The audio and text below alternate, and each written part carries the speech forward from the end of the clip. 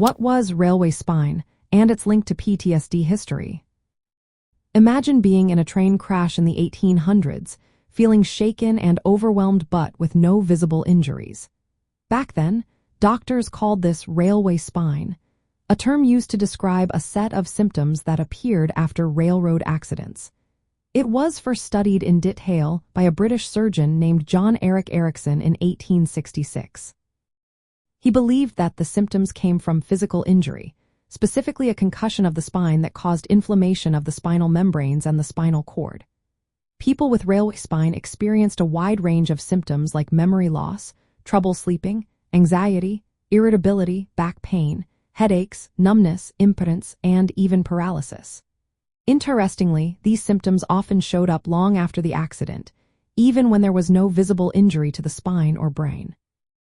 During that time, railway accidents were quite common and often severe because the train cars were made of flimsy wood.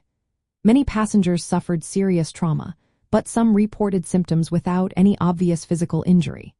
This led to skepticism among some doctors and rail companies, who thought these claims were exaggerated or motivated by legal compensation.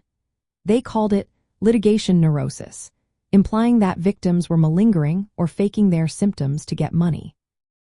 The debate about railway spine was intense. Some neurologists, like Hermann Oppenheimer, argued that all symptoms must come from physical damage to the nervous system. Others, such as Jean-Martin Charcot and Herbert Page, believed that some symptoms were psychological in origin.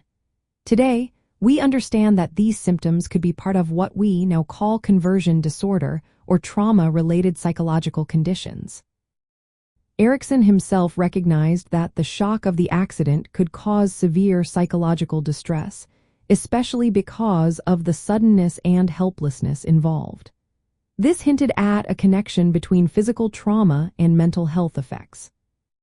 Modern medicine sees railway spine as an early description of what we now call post-traumatic stress disorder, or PTSD.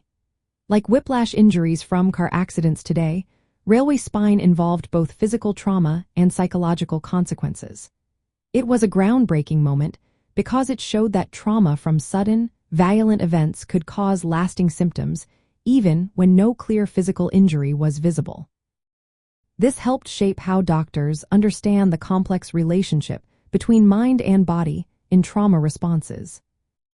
Railway spine played a key role in the development of trauma medicine and psychiatry.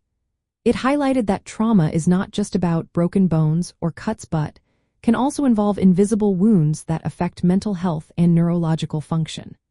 This historical diagnosis was an important step in recognizing that trauma can have lasting effects that are not always easy to see or measure but are very real and often debilitating. In essence, railway spine was a 19th century term describing the physical and psychological aftermath of railroad accidents. Today, we see it as an early recognition of PTSD, reflecting how medical science began to understand that traumatic events can leave deep, lasting scars on both body and mind. It reminds us that trauma is complex and that healing often requires addressing both physical and emotional needs. If you or someone you know has experienced trauma, seeking professional medical advice is always the best step to understanding and managing these effects.